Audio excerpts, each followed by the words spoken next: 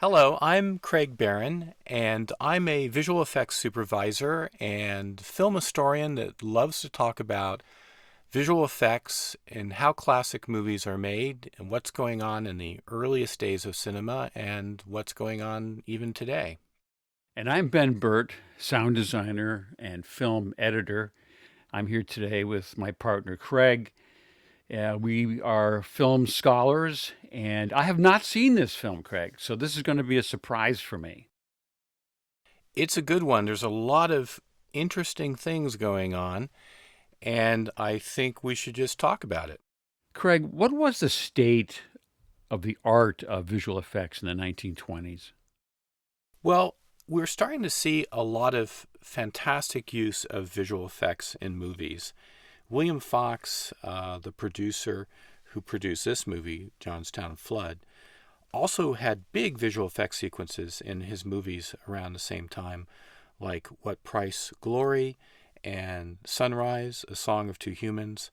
They all featured visual effects sequences that were new ways of helping filmmakers tell stories. It gave a lot of impact and visual scope to the movie making experience that hadn't really been used as effectively or as routinely as what was now providing new and new spectacular sequences for movies. This year also was the same time that C.B. DeMille, first version of the Ten Commandments, employed extensive visual effects to create the parting of the Red Sea. All these new sequences in movies demonstrated the rising importance of these sequences for filmmakers, things that they couldn't see or have experienced before. Now, this is a time before the optical printer.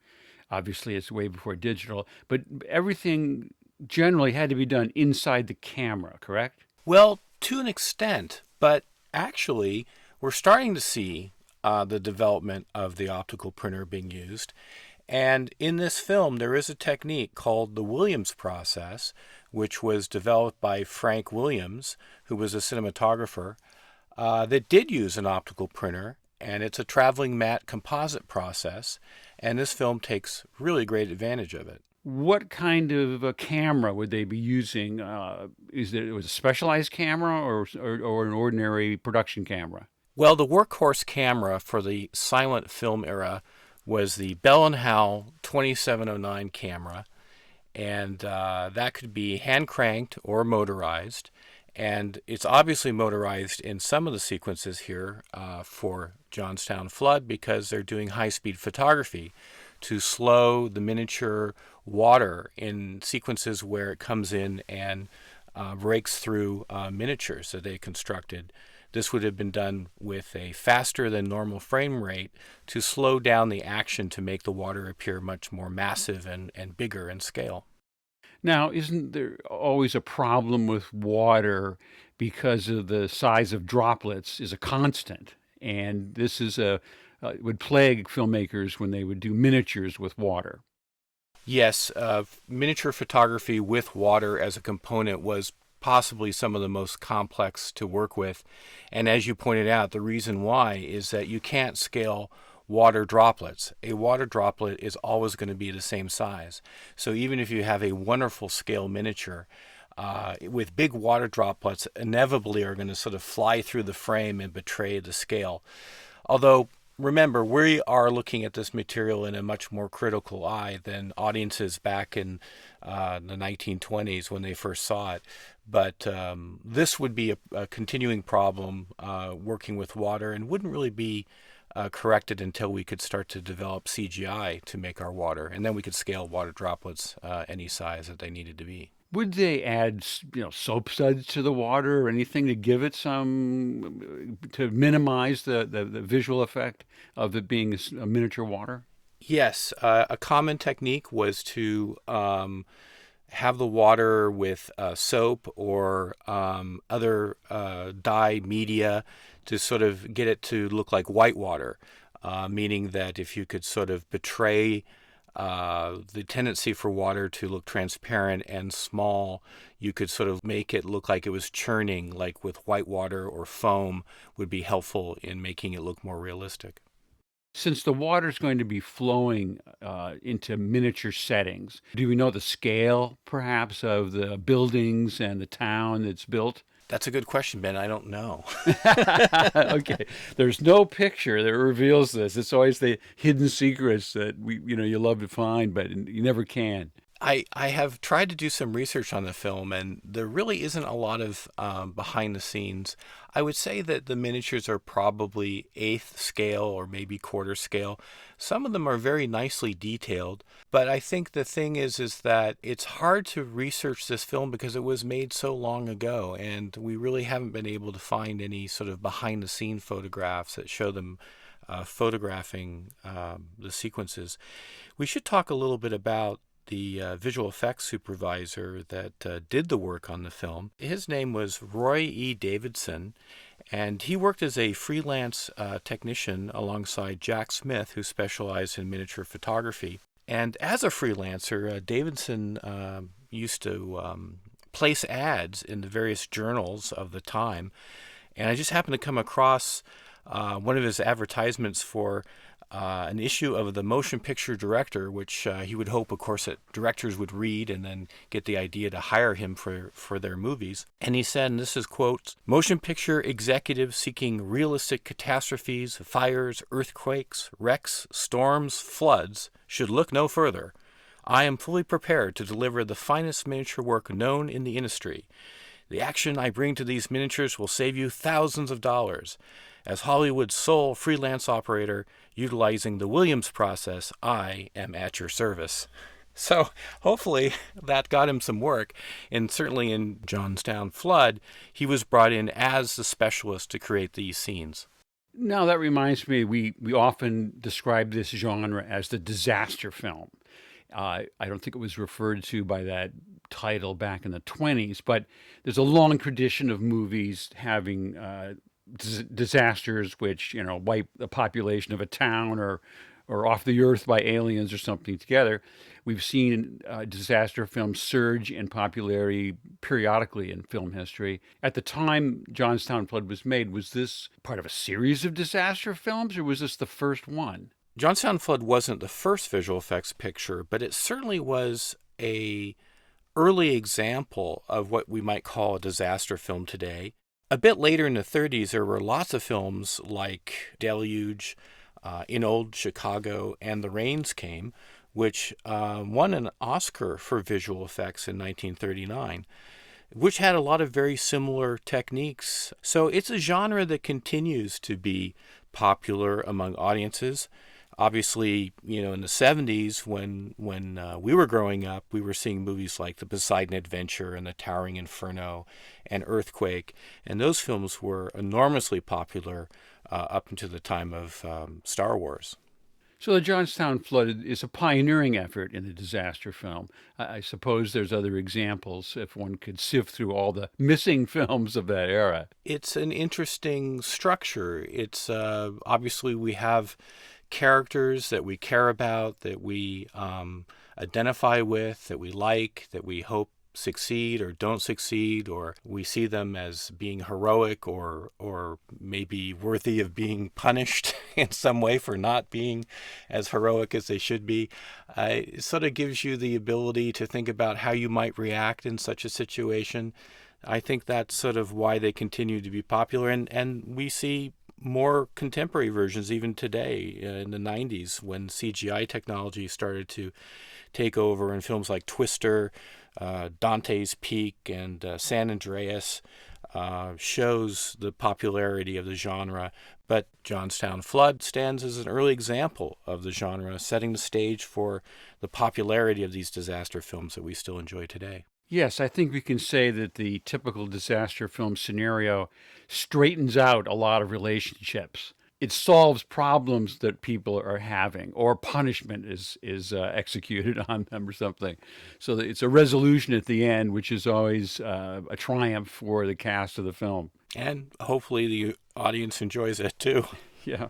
Let's talk a little bit about some of the techniques that were used to create the flood sequence. Davidson's approach to the sequence really benefits from using different methods to depict the destruction. Sometimes he has full-scale location sets that he adds miniature water to. Other times he recreates copies of existing sets in miniature and uses water to smash and destroy them, and then adds people into the scene through the Williams process to show the danger of scurrying people, possibly just getting out of frame before they're killed, or in some cases drown or covered over with debris. It was very effective in how it was done. It must have been enormously impactful for audiences of the day. Were there glass shots in the film? Yes, there are glass shots in the film. In fact, sort of the opening establishing shot that shows the town has a glass shot. So a glass shot would be a very large painting on glass that would be set up in front of the camera. This would probably be about 8 or 10 feet wide, because the camera would have to photograph through that glass into the distance and combine the painting and the live action set together during photography. And in the case of when you're looking down the street, this is the establishing shot of the town. The tops of the buildings and the distant hills and a continuation of the street are painted in to make a new image that gives the shot production value and credibility that you wouldn't necessarily be able to do by just a total construction. I've always been amazed by that concept of painting on glass live in front of camera, because obviously you have to line things up just perfectly, including the direction of light in the scene. The painting has to match the time of day or the way the set is lit for it to be effective. And also the fact that it would take a lot of time on the location of the set to execute a painting. It couldn't just be done in an hour or something, right? It would be something that an artist would work on maybe for a few days, something of that nature. It would definitely take several days to do the painting, and it would have to be photographed at a certain time of day when the lighting would be correct, meaning that the painter would have to match the lighting and the look of the live action scene. So they would decide in advance what time of day the scene is going to take place, and the artist would continue to work on the painting until it achieved a level of realism, and then they would only shoot at that one specific time. And of course, if it was an overcast day or if it was raining, they would have to wait until they had a good weather day. The process of making a glass shot obviously continued on, but eventually evolved into work done not by not putting a real painting in front of camera at the time of shooting. Correct? I mean, it later became a compositing process. Yes, and this is what's interesting about some of the visual effects work in Johnstown Flood is that they are doing some traditional glass shots, and then they're also doing some optical work, which is an emerging technology for the time, using this Williams process, as I mentioned before. To talk a little bit more about the Williams process, it was a traveling matte technique that allowed you to either photograph water or people separately and then composite them into the scene. Now, this is a very early example of its use, and it would continue to be perfected over time. So you can see some transparency in the characters, and there's a little bit of what we call unsteadiness, where the characters are moving around a little bit in a different way than the background. These were all sort of technical issues that they were faced with that would continue to improve, but the process was very popular among filmmakers. And if you wanted to use the Williams process, you had to hire Frank Williams and his studio. It was a patented process. So if you wanted that kind of composite technique, you had to go work with him and use his studio. There's also ads that he would advertise for his studio. Now, wasn't the Williams factory or building quite near where you live now? Yeah, the Williams lab was located on 8111 Santa Monica Boulevard in Hollywood, and I actually drive by there almost every day to work, so I stopped to kind of check it out, and it's only a vacant lot, so I was hoping maybe there was a building left or some remnant that I could relate to where the Williams process was created, but it turns out there's nothing there today. Now, the Williams process eventually was dropped by special effects people because better things came along, correct? That's true. It wouldn't translate into color photography. Once color photography was developed, it wouldn't work with that technique. That would require blue screen photography or green screen later. There were some really good films that used the technique as it continued to get better, including the original King Kong and The Invisible Man. Used the technique quite a bit exclusively to create the visual effects in those pictures. I think you and I saw some of it in the first Dawn Patrol, 1930, compositing pilots in their cockpit of airplanes against pre-filmed shots of clouds and the ground and other aircraft. Well, again, the idea behind it is you always want to be able to take your actors and put them in a visual effects scene instead of cutting back and forth between them. And because it was what we call a traveling matte technique, it meant that you could photograph, in this case of the Johnstown Flood, actors running across frame, and then you could extract them because they were photographed against black. Through a process of matting, you can make density cover mats like stencils. Process allowed you to sort of take an image off of one piece of film and through an optical process combine it with another previously photographed background. Or they could photograph water separately, have water smash in through a tank, hit the side of a black wall, bounce back toward camera, or be directed toward camera. That element then could be extracted with this process and then combined into live action footage. There's several shots where when they photographed them, the assistant director would have said, okay, at a certain point, fall down on the ground, and they would then sync up the water so that it looked like they were being covered over by water. So all this would be planned out in advance, and Davidson would have been involved in figuring out all the timings and how to get good footage to work with so that they could make the process successful. I'm amazed because those of us in the industry now, we're so used to being able to look through a digital camera, seeing what the image looks like, immediately playing it back, after the shot was taken. In those days, you had to shoot film, get it developed at the lab the next day or something, and then watch it to see whether you got it right. Maybe you didn't. You have to go back and do it again, that sort of thing. It was a much more tedious process at the time of capturing the images, I suppose. Well, absolutely. And in the mid 1920s, these are the very earliest examples of optical compositing. The only way that they could get a good shot would be to do it several times. They would have to put the shot together several times. They might process the mats differently so they're a little more transparent, or maybe they were too dense in the time that they tried the composite before, so there'd be matte lines around everything. It was all very tricky in the photochemical era, and luck had a lot to do with whether a shot was successful. Sometimes you would put the shot together and that was as good as it was going to get, and you could never get it better.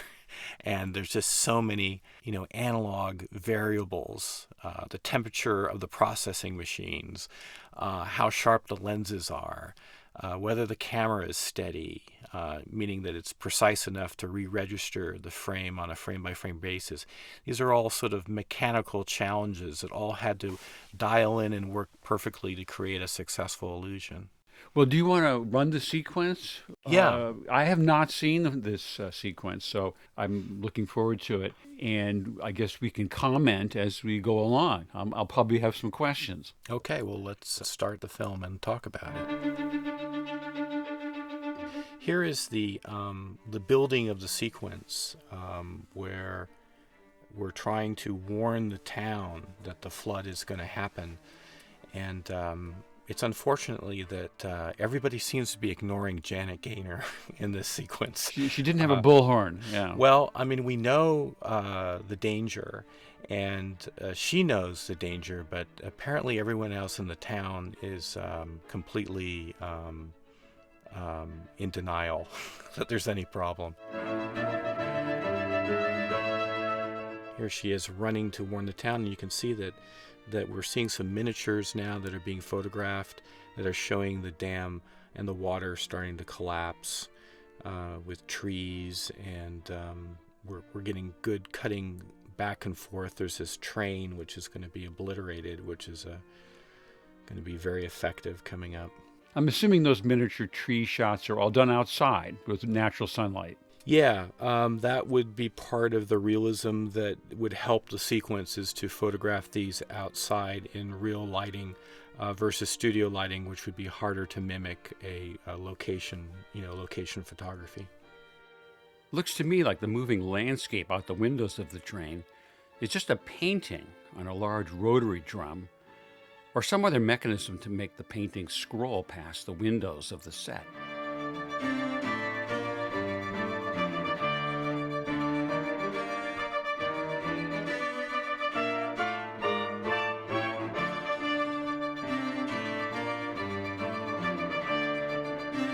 What's interesting about the approach to these sequences is that some of these buildings, which are constructions as sets, are also going to be recreated in miniature so that they can appear to be destroyed much more effectively with miniature water.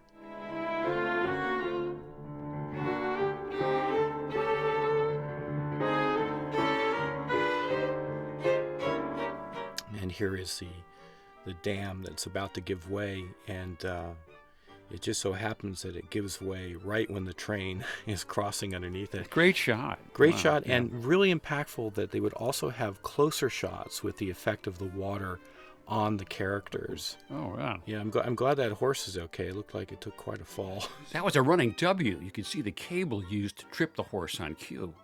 Yeah, those running W's are now outlawed by the SPCA. Yeah.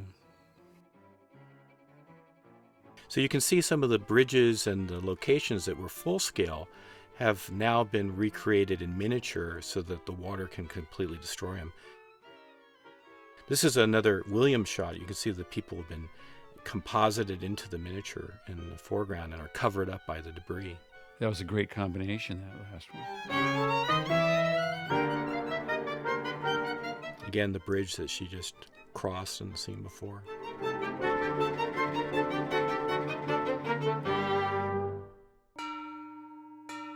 And the church, this is, again, a interesting sequence.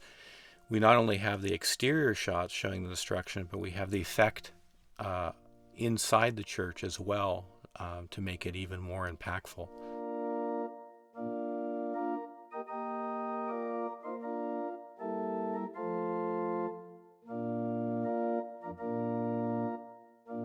So I can see, yeah, the wedding is going to be interrupted. They've dramatically peaking here on a number of stories, right? Yes, the conclusion is going to be that water will come in and cleanse everyone. Yeah, solve all the problems.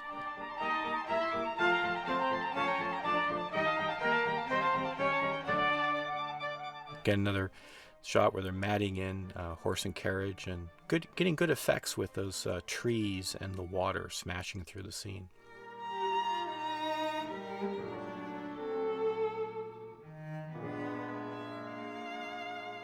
I wonder if they ever played sound effects of any kind along with the music when this was shown. Well, our friend Kevin Brownlow, film historian, always said that the silent films were never silent.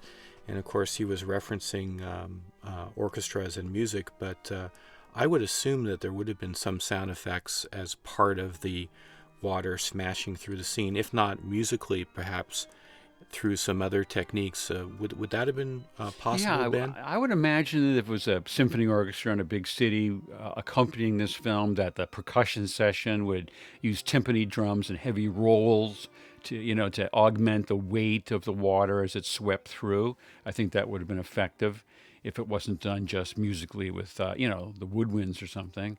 But it's possible there were always sound effects devices. They were very popular at the time from radio, such as thunder sheets hitting a big sheet of metal, rolling rocks around in a big barrel, that sort of thing.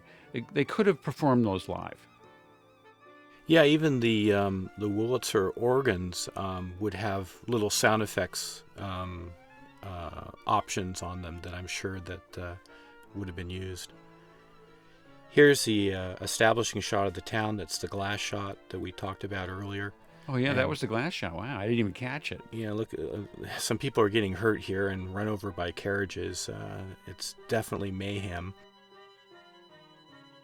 Our water comes in to destroy miniatures. And as you see, this is coming up. Probably the most complicated shot in the film is the glass shot will then be composited with the debris coming down the street and covering up people in the foreground.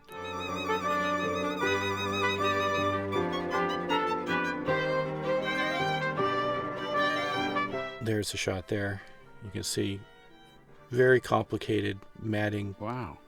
And people falling in the foreground and appear to be covered up by the water and debris. So what's working well about the sequence is that there's many different techniques involved: full-scale miniatures, closer shots, fast cutting back and forth. So it's very effective. Again, we're establishing a full-scale church location, and we're going to recreate this church in miniature in this shot, and then destroy it by water. Nobody listens to Janet Gaynor again.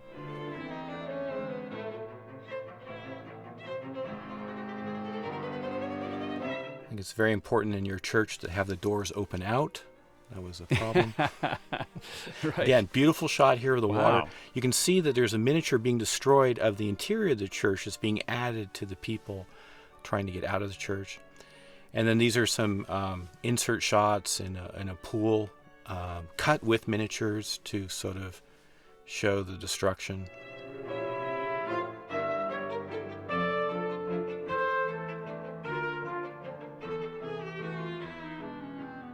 Nicely, they go from close-ups to wide shots. Nice pace in the editing. Yeah, and as I was saying before, it's nice that there's different scales of everything. There's Yeah. not just one idea, but multiple ideas visually. Well, that was a great sequence. I'm sure it was overpowering to audiences at the time. It was so vivid. Definitely overpowering and effective today. And also look at the production value of what they're doing here with actors, being potentially burned by fire and floating on rooftops, and they're definitely making this as exciting and as effective as possible through visual effects techniques.